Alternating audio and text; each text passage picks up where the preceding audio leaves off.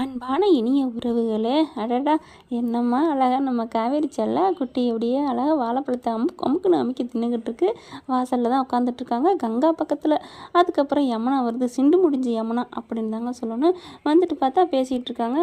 ஏய், நீ என்ன இவ பக்கத்தில் உட்காந்துட்ருக்க? என்னக்கா அப்படிலாம் கேட்குதுங்க கங்காவை பார்த்து. என்னங்கடி, ஏன் நீ என்னன்னா என்ன காவேரி என்னடி அவங்க பக்கத்தில் நீங்கள் நிற்கிறதுக்கு தூசி வருமா? அதாவது கேரக்டர் வாய்ஸில் சொல்கிறேங்க. அடுத்து அவங்க அம்மா வர்றாங்க. வந்ததுக்கப்புறம் சரிடி வாங்க தூங்குவோம் அப்படிங்கிறாங்க. அம்மா ரூம்பெல்லாம் எந்த ரூம் நீயே சொல்லிடுமா. அதுக்கப்புறம் காவேரிக்கு தான் இப்படி கொடுத்துட்டாங்க இப்படி கொடுத்துட்டாங்கன்னு சொல்லிடுவாளுங்க. என்னடி குத்தி கட்டுறியா கங்கா? உடனே இவங்க காவேரி வந்துட்டு, அக்கா நான் குத்தியெல்லாம் கட்டலக்கா, நேரடியாக உங்ககிட்ட தான் சொல்கிறேன் அப்படின்னு சொல்ல, பேசுவடி பேசுவ. நீ அம்மா நீ வந்து எல்லாத்தையும் ஒரே மாதிரி பார்த்தீங்கன்னா நான் ஏன் எப்படி இருக்க போகிறேன் அப்படிங்குதுங்க.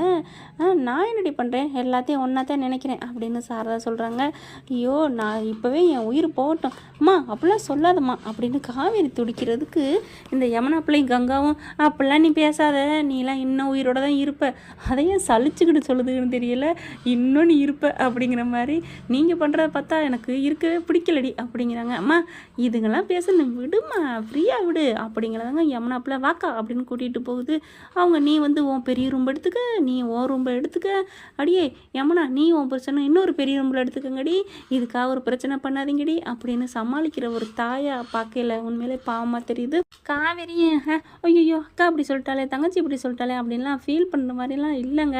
ஐயோ சரி சரி போங்க போங்க அப்படின்னு சொல்லிட்டு நல்லா சமாளிக்கிறாங்க. என்னதான் காவேரி சமாளித்தாலும் அவங்க உள்ளுணர்வு மனசுக்குள்ளே ஒரு காயம்பட்ட இதயம் அப்படின்னு ஒரு பாட்டு இருக்குல்லையே, அந்த மாதிரி மனசுக்குள்ளே ஒரு வலி இருக்கத்தாங்க செய்யுது இப்படிலாம் பேசுதுகளேண்டு. ஆனால் அம்மாவுக்காக நான் எதுவுமே நான் கீழே விழுந்தாலும் மண் ஓட்டலைங்கிற மாதிரி அதுக்கெல்லாம் பேசுனா நான் கவலைப்படலாமா அப்படிங்கிற மாதிரி தான் காவேரி அம்மாவை கூப்பிட்டுட்டு வீட்டுக்குள்ளே போகிறாங்க. அடுத்து அவங்கவுங்க ரூமில் செட் ஆகி தூங்க போகிறத அப்படி இப்படின்னு பார்ப்பாங்க. நம்ம தலைவன் தலைவி ரொமான்ஸ் அப்படி இப்படி என்னமாவது பண்ணுவாங்க அப்படின்னு பார்த்தா ரொமான்ஸின்னு இல்லை, சடக்கு புடக்கு தக்காளி சட்னின்னு படக்குன்னு முடிச்சுவிட்டு காலையில் எல்லாம் நீட்டாக வந்துடுதுங்க. என்னங்கப்பா மகாநதினாலே நம்ம தலைவன் தலைவி ரொமான்ஸு, ஆனால் இங்கே என்னன்னு தெரியல, ஒரு வாரம் கப்சிப் கதவுடன்னு மாற்றி வச்சுட்டாரு. டைரக்டர் தூங்கிக்கிட்டே இருப்பார் போல இருக்குது, என்னன்னு தெரியலை. அடுத்து பார்த்தா எல்லோரும் ஃபோட்டோ முன்னாடி கும்பிட்டுட்ருக்காங்க. சரி வாங்க கிளம்புவோம், நீங்கள் இந்த வீட்டில் இருக்கிற மாதிரியே தான் தோணுது, காவேரி இந்த வீட்டை வாங்குறதுனால எனக்கு ரொம்ப சந்தோஷம் அப்படின்னு சாரதா மனசுக்குள்ள நினைக்க, பாட்டியும் அதே மாதிரி தான் மயனை பற்றி பெருசாக அப்படியே பேசுகிறாங்க, வெளியவே பேசுகிறாங்க எல்லாருக்கும் கேட்குற மாதிரி. அடுத்து வாங்க எல்லோரும் போவோம் அப்படின்னு கிளம்பலான்னு அப்படியே திரும்புகிறாங்க. பார்த்தா அவங்க ரெண்டாவது ஒய்ஃப்னு சொல்லிட்டு வருது. வரையிலே வீட்டெல்லாம் தொட்டு பார்த்துட்டு வருது. இவங்க சின்ன பிள்ளையில ஓடி ஆடி விளையாண்ட வீட்டை தொட்டு பார்ப்பாங்க இல்லையா, அந்த மாதிரி அப்படியே ஒரு மியூசிக்கை போடுறாங்க பார்க்குறாங்க. அந்த பிள்ளைங்க 2 பேரும் வெளியே நிற்கிறாங்க. ஃபோட்டோவை பார்த்துட்டு அந்த பிள்ளை போட்டு வச்சுட்டு, நீ வாங்கடா இது நம்ம வீடு வாங்க, ஹலோ யார் நீங்கள் அப்படின்னு கேட்குறாங்க. நீங்கள் சாரதாக்கா தானே அப்படியே பார்க்குது. நீ காவேரி தானே? கங்கா தான் துடிக்க பேசுது. யாருங்க நீங்கள்? கங்கா நீ நல்லா இருக்கியா, 2 பேரும் மாசமாக இருக்கீங்களா அப்படி இப்படின்னு பேசுகிறாங்க. அதுக்கப்புறம் யார்மா நீ? அக்கா நீங்கள் இந்த அவருக்கு என்ன உறவோ அதான் நான். என்னது அவருக்கு நான் பொண்டாட்டிடி, நீ என்ன ஒரு பொண்டாட்டியா? அடா ஆமாக்கா, அப்படி கடு அப்படி செம்ம காண்டாகுது, அடி சக்கலாத்தின்னு சொல்லி சண்டை போடுவாங்களே அந்த மாதிரி சாரதா செம்ம காண்டாகிறாங்க. என்ன விளையாடுறீங்களா அப்படி இப்படின்னு கத்துறாங்க. நான் விளையாடல, நான் எதுக்கு விளையாடுறேன் அப்படின்னு சொல்லிட்டு இருக்கீங்களே, ஏய் உள்ளே வாங்கடா அப்படின்னு 2 பேரும் கூப்பிட்டுறாங்க. உள்ளார வந்துடுதுங்க அந்த பொண்ணும் பையனும். வந்துட்டு இங்கே பாருங்கள் இதுதான் எங்கள் அப்பாவோட பிள்ளைங்க தான் நாங்கள் அப்படிங்கிறாங்க. இத்தனை நாள் எங்கேயோ போயிருந்தீங்க அப்படின்னு கேட்குறாங்க. அதில் ஒரு கூத்து விஜய் வந்து கேட்குறாங்க, நீங்கள் யாருன்னு பதில் சொல்லாமல் வேறு எதாவது பேசுகிறாங்களா.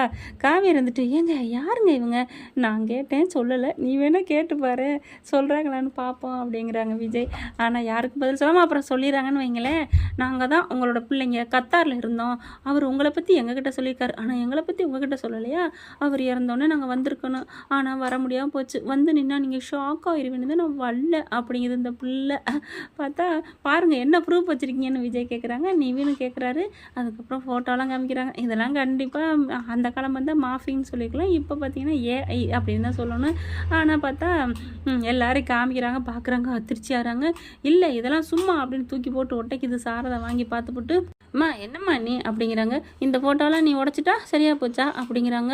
இங்கே பாருங்க ஹலோ அப்படின்னு காவேரி கத்துறாங்க. பாப்பா நான் உன் சித்திப்பா, நீ இப்போ ஹலோன்லாம் கூப்பிட வேணாம் அப்படிங்கிறாங்க. அடுத்து அதுக்கப்புறம் இங்கே பாருங்கள் எங்கள் அப்பாவுக்கும் எங்கள் அம்மாவுக்கும் கல்யாணம் ஆன பதிவு அட்டை பாருங்கள் அப்படின்னு சொல்லிட்டு அந்த ஃபைலை காமிக்கிறாங்க. எல்லாத்தையுமே காமிக்கிறாங்க. வாழ்ந்தது வச்சது எல்லாம் கத்தாரில் அவர் வேலை பார்க்குற இடத்துக்கு பக்கத்தில் தான் எங்கள் வீடு இருக்குது. அப்போ அவங்க அம்மாவுக்கு தாலியை கட்டி எங்கள் கூட குடும்பம் நடத்தி வாழ்ந்திருக்காரு எங்கள் அப்பா. அவங்க அப்படி இப்படின்னு பேசுகிறாங்க. அதெல்லாம் நம்பவே முடியாது அப்படின்னு சொல்லிட்டு சாரதா என்ன பண்ணுது, தாம் தூம்னு குதிக்குது. அப்படியே மயங்கி விழுகுதுங்க. அம்மா அம்மான்னு அப்படி காவேரி துடிக்கிறாங்க.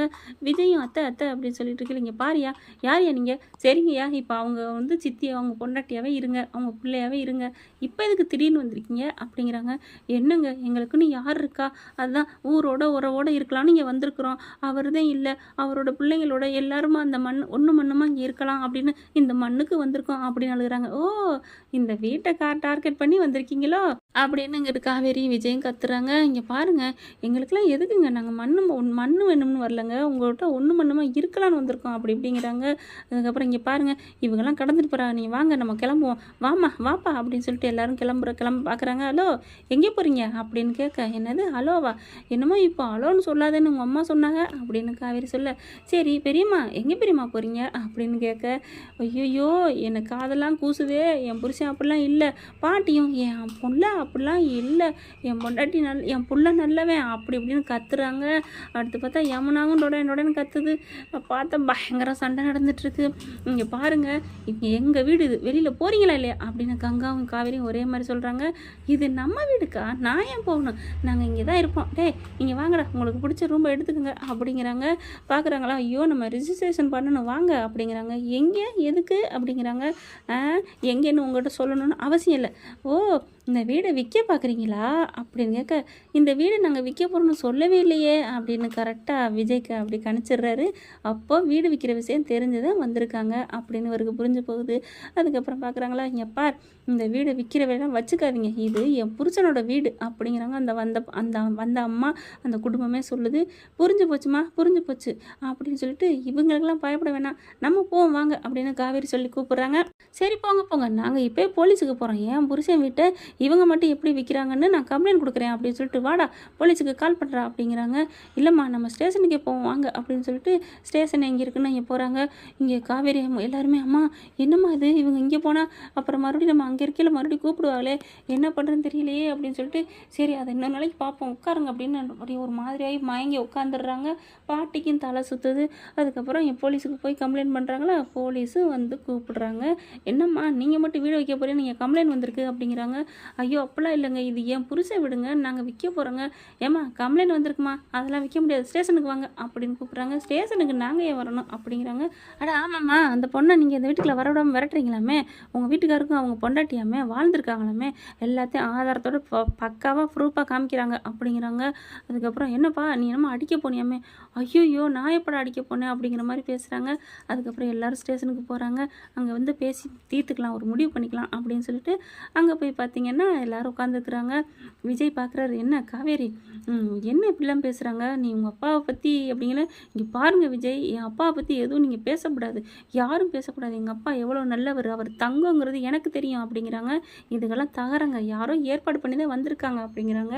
சரி இரு பொறுமை நான் பார்த்துக்கிறேன். இங்கே பாருங்கள் விஜய் எங்கள் அப்பாவை நீங்கள் நம்பணும் அப்படிங்க. ஏன் நம்புறேன்டி, ஏன் பயப்படுற, விடு நான் பார்த்துக்கிறேன், மாமா இருக்கேன்ல அப்படிங்கிறாங்க. அதுக்கப்புறம் கூல் அமைதியாரு, நீ எதுவும் அலட்டிக்காத, பாப்பா இருக்குது வயிற்றுல அப்படிங்கிறாங்க. இந்த வீடு நமக்கு முக்கியம் இல்லை, இதை விட 1000 வீடு கூட உனக்கு நான் வாங்கி தருவேன், ஆனால் நீ ரொம்ப அலட்டிக்கக்கூடாது அப்படிங்கிறாங்க. இங்கே பாருங்கள் எனக்கு 1000 வீடு தேவையில்லை, இந்த வீடு அப்பா வீடு, அப்பாவோட கௌரவம், இந்த வீடு எனக்கு பெருசில்லை, அதை விட எங்கள் அப்பாவோட மரியாதை முக்கியம், எங்கள் அப்பா மரியாதை கெடுக்கிற மாதிரி இறந்ததுக்கப்புறம் இப்படி ஒரு குடும்பம் வந்திருக்கு, நான் எப்படி இருக்க முடியும், சரி விடு, இதெல்லாம் பொய்ன்னு நாங்கள் நிரூபிக்கிறோம் போதுமா அப்படின்னு சொல்லிட்டு இருக்காங்க. போலீஸ் அப்படி கூப்பிட்டு விசாரிச்சுட்டு இருக்காங்க. என்னங்கய்யா அப்படி இப்படின்னு பேசிட்டு இருக்கல, இங்கே என்ன பண்ணுறான் அந்த பையன் என்ன பண்ணுறான், ஃபோன் எடுத்துகிட்டு என்ன இது ஒன்றும் முடிவு வராது போல இருக்கே அப்படின்னு சொல்லிட்டு ஃபோன் எடுத்துகிட்டு வெளில போகிறான்.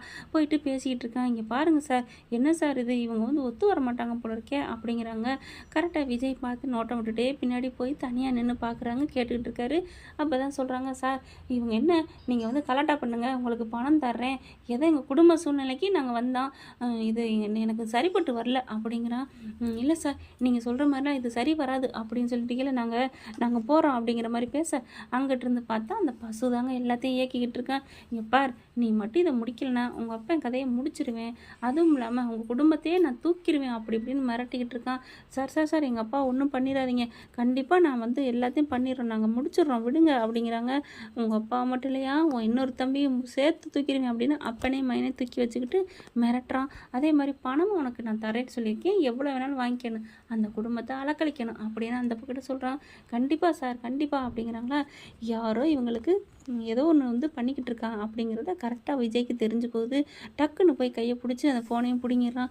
பார்த்தா அது பசு தாங்க பேசிக்கிட்டு இருக்க கேட்டுருது.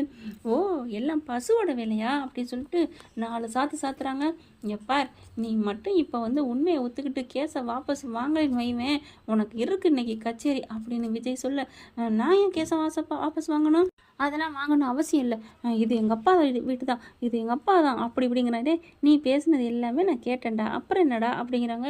கேட்டால் அதில் என்ன ஆதாரம் இருக்குது, நான் ஒன்றுமே சொல்ல மாட்டேனே. ஓ, ஒன்றுமே சொல்ல மாட்டியா, இங்கே பார் அப்படின்னு தன்னோட மொபைல் எடுத்து காமிக்கிறாங்க. நீ பேசுனது எல்லாமே ரெக்கார்டில் இருக்குது போதுமா அப்படிங்கிறாங்க. ஐயோ என்ன பண்ணுறது ஒன்றும் புரியலையே.